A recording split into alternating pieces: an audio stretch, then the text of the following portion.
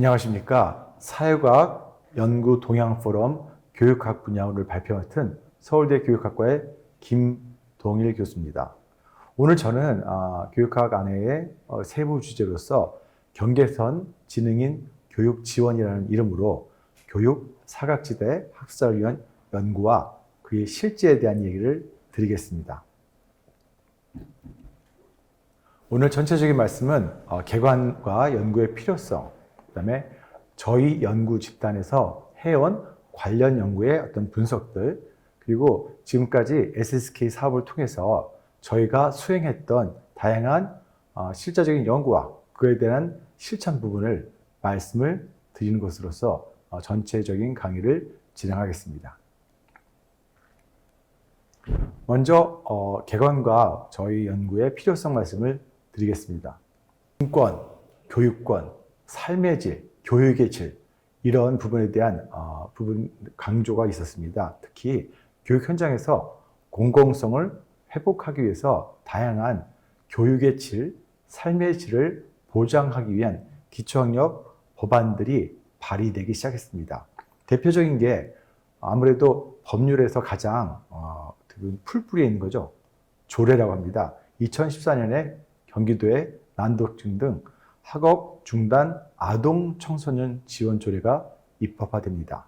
그리고 2015년에는 초중등교육법 개정안이 나타나게 되죠. 2016년에는 전라남도 교육청에서 느린 학술을 일컫는 천천히 배우는 학생의 교육 지원에 대한 조례, 이런 것들이 되면서 어떤 실태조사나 교육개혁에 대한 어떤 풍토가 조성이 됩니다.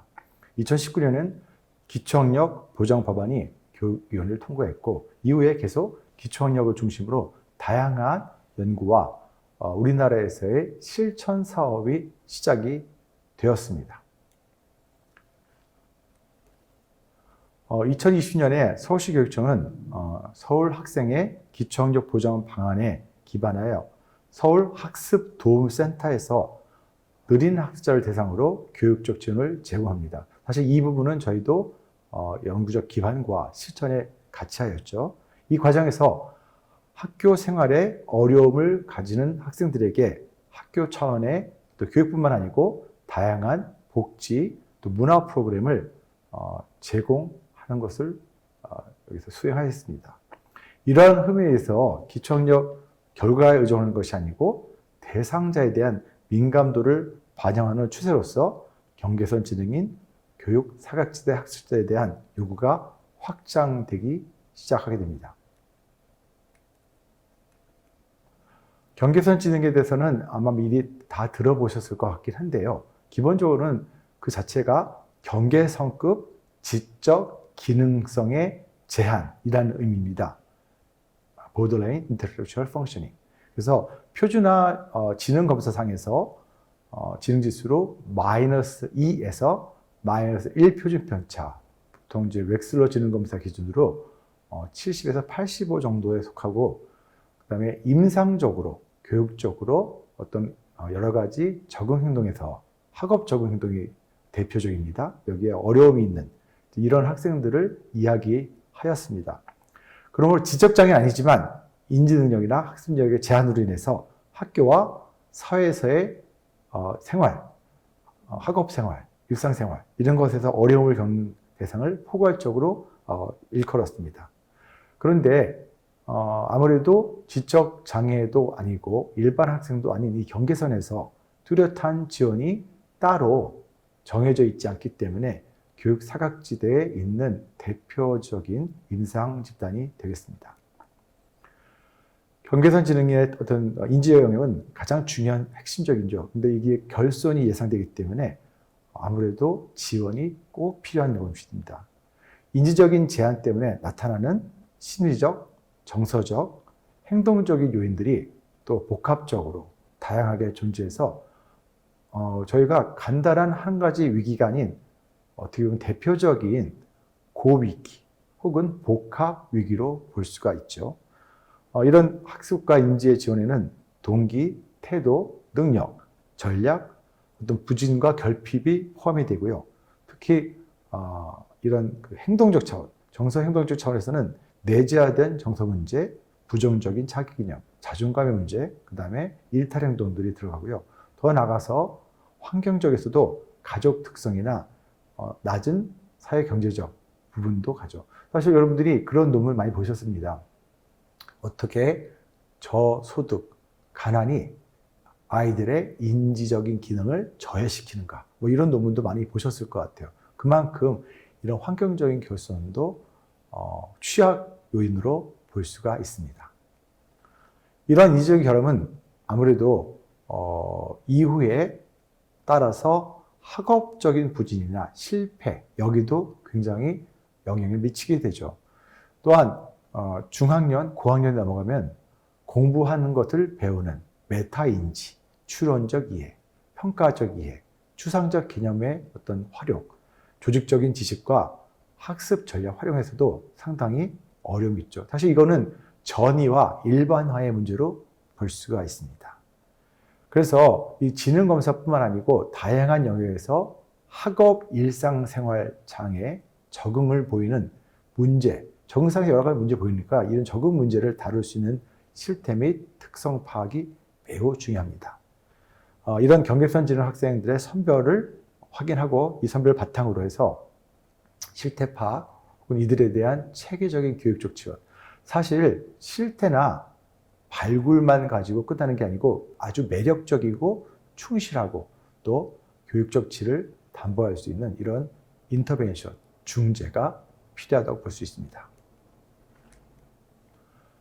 지금까지 이 SSK를 저희가 운영하면서 저희 사업단의 이름은 SSK 교육사각지대 학습자 연구단입니다. 저희 연구집단에서는 저뿐만 아니고 많은 공동 연구자들이 같이 작업을 해왔는데요.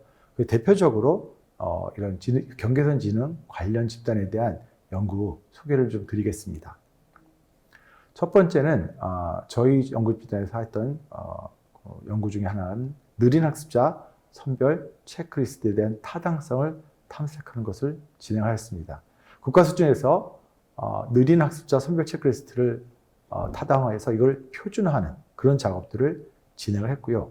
전체적으로 이 표준화 과정을 통해서 경계선 집단의 컷오프 스코어를 확인하고 또 신뢰도와 타당도 그리고 구인에 대한 확인뿐만 아니고 학년별 기준에 대한 관심들을 가지게 되었습니다. 이 표준화 연구에 이어서 전체적인 우리나라에서 이제 경계선 지능 학생에 대한 실태 조사도 당연히 이루어지겠죠. 또한 그 교육사각지대 학습자의 읽기 이해력 향상을 위한 중재 효과성 분석이라는 이름으로 전체적인 읽기 이해의 중재를 메타 분석.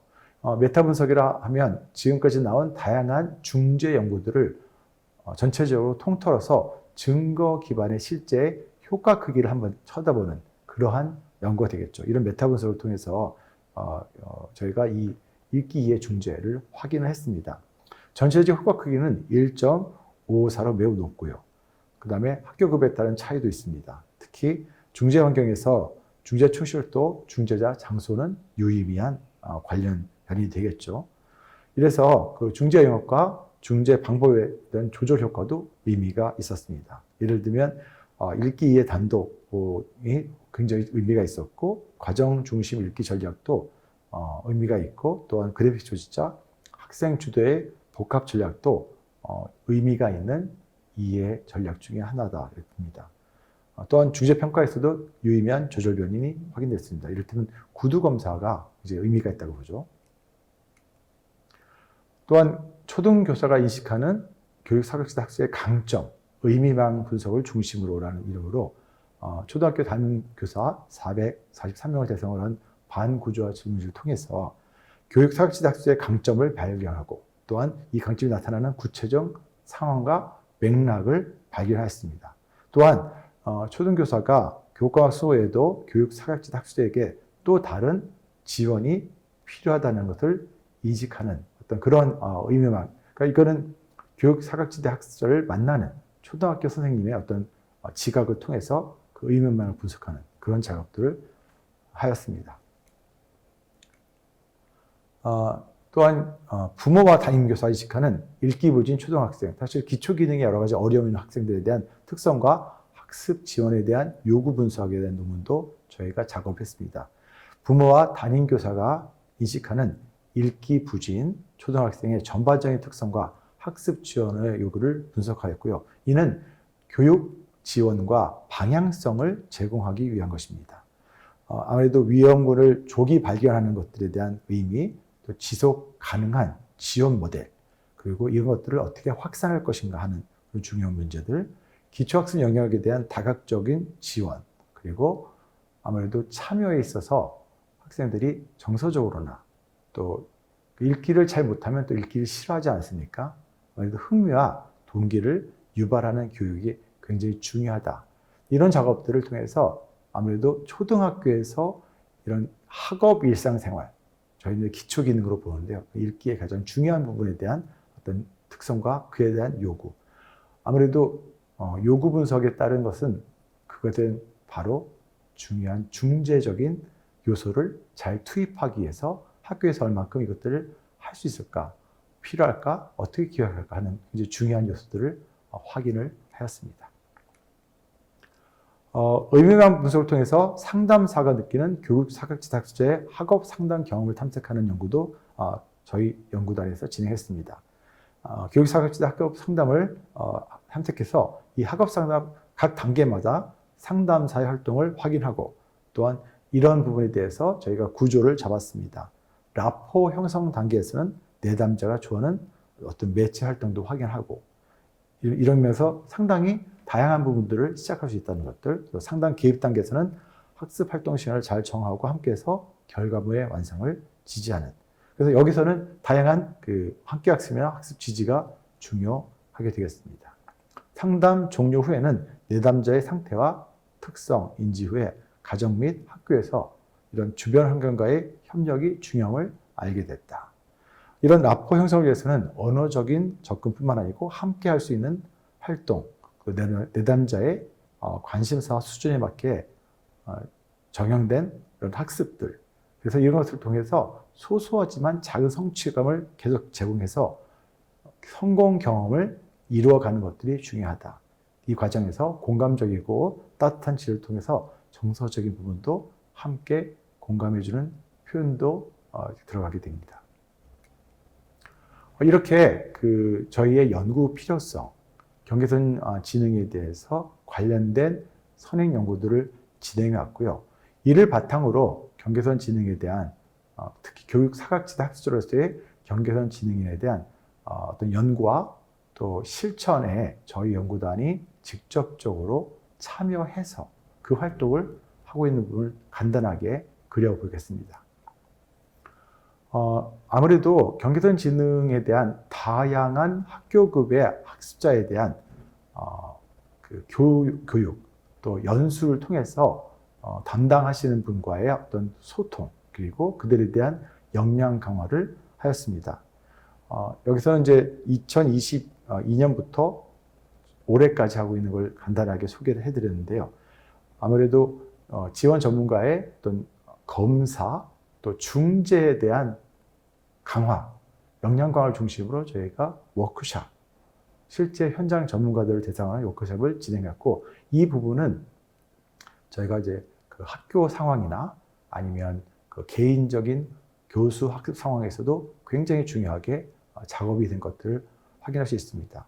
예를 들면 바사 워크숍을 통하고 또 더 중요한 건 검사뿐만 아니고 검사의 이후에 학생들에게 어떻게 개별화된 교육 프로그램을 지원할 것인가 하는 부분에 대한 부분을 작업을 했고요. 마찬가지로 읽기 집중 교육, 그 다음에 23년에는 이제 저희가 읽기 했고 24년에는 난산증, 수학에 대한 어려움을 어떻게 우리가 바라보고 지원할 것인가 하는 워크숍들을 진행하였습니다. 또한 경기도 교사 연수를 통해서 기초 국어, 기초 수학 직무 연수인데요. 보통 1회로 하는 연수가 아니고 여기서는 교사들이 자신의 학생들 사례를 가지고 들어와서 연수를 받고 또 그걸 중심으로 학생들을 직접 만나서 사례를 꾸미고 마지막에는 그 사례를 통해서 본인의 연수 역량, 특히 기초 기능, 읽기나 수학에 대한 교수 역량을 강화하는 굉장히 어떻게 보면 핸즈온 익스피리언스를 통해서 실제로 저희가 모니터링도 하고 나중에 컨설테이션까지 하는 그런 어떻게 보면 잘 조직된 교육 모형을 저희들이 같이 시행하였습니다. 여기서는 국어 수학을 직접 연수했고 특히 바사 검사 도구를 활용하는 것 통해서 여러 가지 중재법을 고안하고 실제로 현장에 적용해 보는 것들, 그리고 이런 거에 대해서 전체적인 사례를 관리하고 그 중재 효과를 나타내는 것들을 중심으로 기획하였습니다. 또한 경계선 지능 전문 지도자 양성 교육을 통해서 저희가 실질적으로 현장에 다가간 적이 있는데요. 서울특별시 경계선 지능인 평생교육지원센터에서 제공하는 전문 지도자 양성 과정을 통해서 실제로 다양한 경계선 지능인에 대한 개관, 또 실제적인 도움, 앞으로 전망 이런 걸 중심으로 장시간의 교육을 대면 교육으로 진행을 하였었습니다.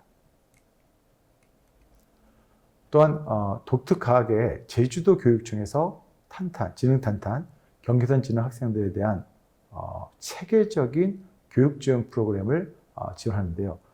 학습 연구연재 교사들 대상으로 선발해서 직접적으로 1대1 개별화 교육을 실천할 수 있도록 처음 검사부터 그다음에 중재, 또 그들이 같이 작업하고 있는 학생과 어떤 그 여러 가지 진행 상황과 어려움을 만드는 슈퍼비전을 포함해서 1년 동안 이루어지는 굉장히 중장기적인 교육 역량 강화 프로그램이죠. 직접적으로 선생님들이 연수뿐만 아니고 실제 학생을 대상으로 사례를 진행하면서 어떻게 보면 체계적으로 1대1 교육을 맛보는, 그리고 학생들은 그렇게 직접적으로 학생들의 어떤 요구에 맞춰서 저희가 작업하는 그런 연수를 진행을 하게 되겠습니다. 상당한 성과를 거두었고요. 올해는 더 많은 선생님들이 또 지원해서 운영을 하고 있습니다. 또한 전문 서적을 출간해서 경계선 지능 아동 청소년의 이해와 교육적 지원이라는 어떤 도서를 통해서 기본적으로 많은 교육 전문가들과 또 현장 전문가들에게 전체적인 개념과 이해를 제공하였습니다.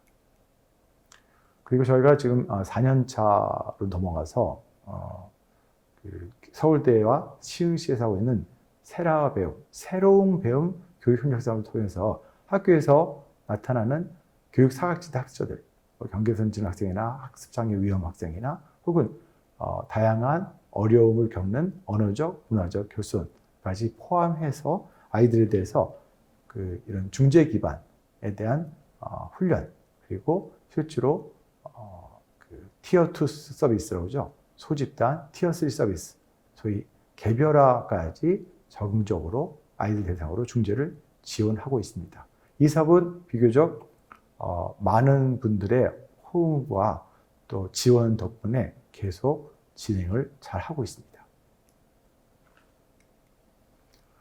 그리고 경계선 지능 청년들을 대상으로는 사회훈련, 직무역량 개발 프로그램도 저희들이 연구와 어떤 개발을 통해서 지금 진행을 하고 있고요. 경계선 지능 성인을 선별할 수 있는 체크리스트 연구를 또 진행하였습니다. 지난 학기. 그 다음에 초등 느린 학습자 체크리스트 타당화와 또 경계선 중등 선별 체크리스트 전체적인 예비 타당화 연구를 진행하면서 선별 또한 관심 있게 진행하고 있는 부분이게 되겠습니다.